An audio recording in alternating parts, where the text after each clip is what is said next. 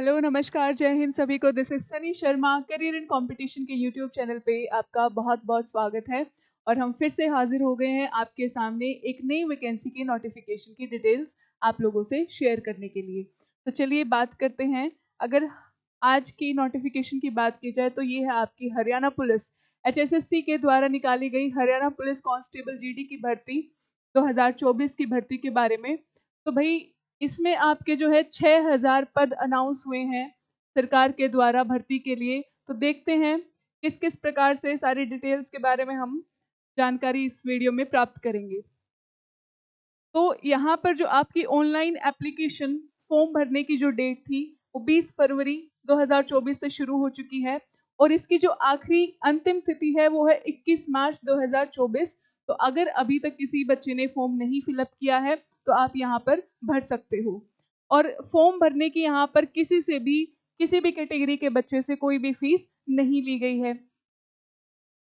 इसके बाद बात करें तो 6000 पदों पे जो है ये वैकेंसी निकली है 6000 पोस्ट के लिए। और उसमें भी जो आपके मेल कांस्टेबल होंगे 5000 पोस्ट आपकी मेल कांस्टेबल के लिए निकली हैं और आपकी 1000 पद जो हैं फीमेल कांस्टेबल के निकले हैं। और इनकी जो कट ऑफ जाएगी वो भी आपकी सेपरेट जाने वाली है, यानी कि अलग अलग होने वाली है। बात की जाए इसमें एजुकेशनल क्वालिफिकेशंस की, तो एजुकेशनल क्वालिफिकेशन वैसे तो आपकी 12th पास मांग रखी है, लेकिन इसमें एक और कंडीशन ये है कि आपका जो 10th में सब्जेक्ट है वो संस्कृत या हिंदी में से एक होना चाहिए। और सबसे इम्पोर्टेंट जो क्वालिफिकेशन आपका जो CET है वो क्वालिफाइड होना चाहिए। यानी अगर आपने CET का पेपर भरा था वो एग्जाम क्वालिफाई अगर आप कर जाते हैं तो तभी आप जो है इसमें एलिजिबल हो पाएंगे। दूसरी चीज ये भी है कि क्या दूसरे स्टेट्स के जो बच्चे हैं वो इस फॉर्म को फिल कर सकते हैं? बिल्कुल कर सकते हैं। हरियाणा से दूसरे स्टेट के भी जो बच्चे हैं वो फॉर्म फिल कर सकते हैं, लेकिन उनके लिए भी ये कंडीशन अप्लाई होती है कि उनका भी जो है CET क्वालिफाइड होना चाहिए। अगर आपकी इसके अलावा कोई भी हायर एजुकेशन है, आपने ग्रेजुएशन कर रखी है, पोस्ट ग्रेजुएशन कर रखी है, उसके यहाँ पर कोई एक्स्ट्रा मार्क्स आपको नहीं दिए जाएंगे, ये चीज आप ध्यान रखिएगा। बात की जाए पे स्केल की, तो पे स्केल इसका जो बेसिक पे रहने वाली है 21,700। थर्ड लेवल 3 का पे स्केल है 21,700 बेसिक पे। लेकिन आपके सारे अलाउंसेस मिला के जो है ये लगभग आपके 30,000 प्लस सैलरी आपको इन हैंड मिल जाएगी। अगर बात की जाए एज की, आयु की, तो 18 से 25 वर्ष आपकी जो है आयु मांगी गई है और इसकी जो रेफरेंस डेट है 1 फरवरी 2024, यानी 1 फरवरी 2024 को आपकी जो एज है वो 18 से 25 के बीच में होनी चाहिए। और बात की जाए अगर रिलैक्सेशन, आप जब नोटिफिकेशन भी पढ़ेंगे आपके लिए कंफ्यूजिंग हो सकता है, तो आसान वे में अगर मैं आपको बताऊं तो एज रिलैक्सेशन इस बार जो है हरियाणा सरकार ने अनाउंस की है। जनरल कैटेगरी के लिए भी 3 वर्ष की आपको एज रिलैक्सेशन दी गई है, यानी 18 से 28 वर्ष हो जाती है। और बाकी कैटेगरीज के लिए जो है और 5 साल की रिलैक्सेशन मिल जाएगी। अब बात की जाए इसमें सिलेक्शन प्रोसेस की, तो भाई देखिए आपका जनरली क्या होता है कि रिटन एग्जाम पहले और उसके बाद जो है आपका फिजिकल लिया जाता है, लेकिन यहाँ पर आपका जो है फिजिकल पहले होगा। मतलब जो CET क्वालिफाइड कैंडिडेट्स उनकी जो मेरिट बना के उन स्टूडेंट्स का पहले जो है फिजिकल होगा, physical standard test, physical measurement test लिया जाएगा। ये केवल क्वालिफाइंग है, इसके आगे मार्क्स आपके नहीं जुड़ेंगे। ठीक है, इसके क्या क्या क्राइटेरियाज हैं, फिजिकल क्या रहने वाला है, इसको भी हम डिस्कस करेंगे।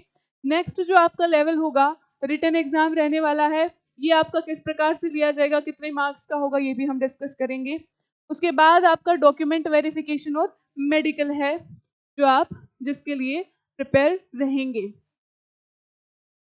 तो भाई देखिए मेल कैंडिडेट के लिए अगर हम फिजिकल की बात करें तो मेल कैंडिडेट्स के लिए जो रेस है, रेस दे रखी है, कोई हाई जंप नहीं है, कोई लॉन्ग जंप नहीं है।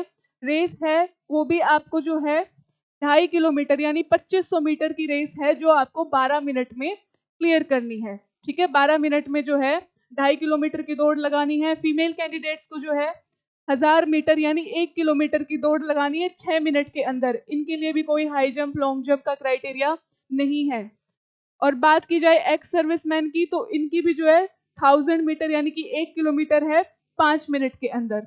तो ये आपका जो है फिजिकल का सारा क्राइटेरिया है। अब बात की जाए फिजिकल मेजरमेंट की, पीएमटी की, तो यहाँ पर आपका जो मेल की हाइट होनी चाहिए 170 सेंटीमीटर और जो चेस्ट है वो 83 सेंटीमीटर, और उसमें जो आपका चेस्ट एक्सपेंड करके जो आनी चाहिए वो 4 सेंटीमीटर एक्स्ट्रा होना चाहिए उसमें। मेल रिजर्व्ड कैटेगरी की अगर बात करें, रिजर्वेशन कैटेगरी के मेल की अगर बात की जाए, तो इसमें आपकी हाइट 168 सेंटीमीटर बोल रखी है और चेस्ट जो है 81 सेंटीमीटर और एक्सपेंशन आपका वही है 4 सेंटीमीटर का।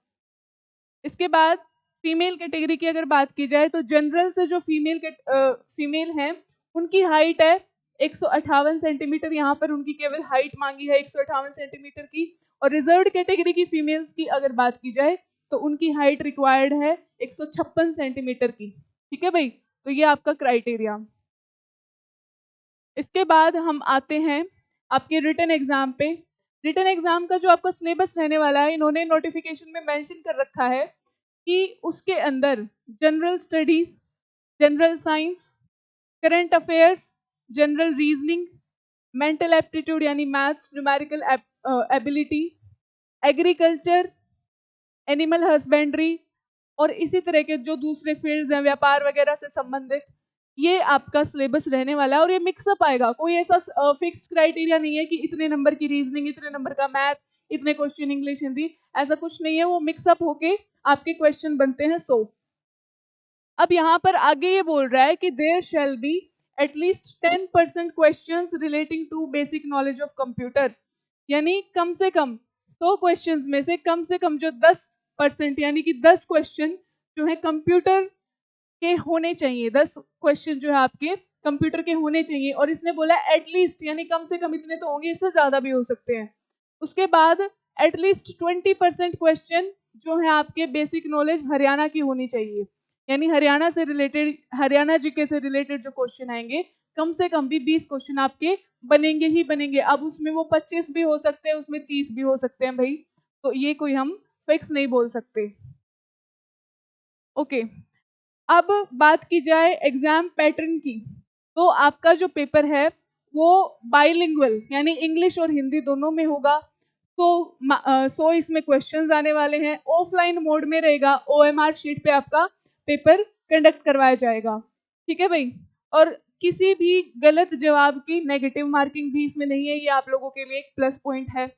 अब यहाँ पर ये कुछ बोल रहा है कि टोटल नंबर ऑफ क्वेश्चन जो है 100 होंगे और उनकी जो वेटेज है 0.945 होगी हर एक क्वेश्चन की, यानी आपको एक क्वेश्चन के लिए मार्क्स, यहाँ पर एक मार्क्स नहीं मिल रहे हैं, 2 मार्क का एक क्वेश्चन नहीं है, यहाँ पर एक क्वेश्चन है 0.945 मार्क्स का। ठीक है, यानी अगर हम बात करें जो आपका 100 क्वेश्चन आने वाले हैं, वो रिटन एग्जाम आपका 94.5 नंबर का होने वाला है। यहाँ पर 100 या 200 मार्क्स का नहीं है, 94.5 नंबर का होने वाला है, यानी एक क्वेश्चन का कितना मार्क्स है, कितने मार्क्स हैं आपके 0.945।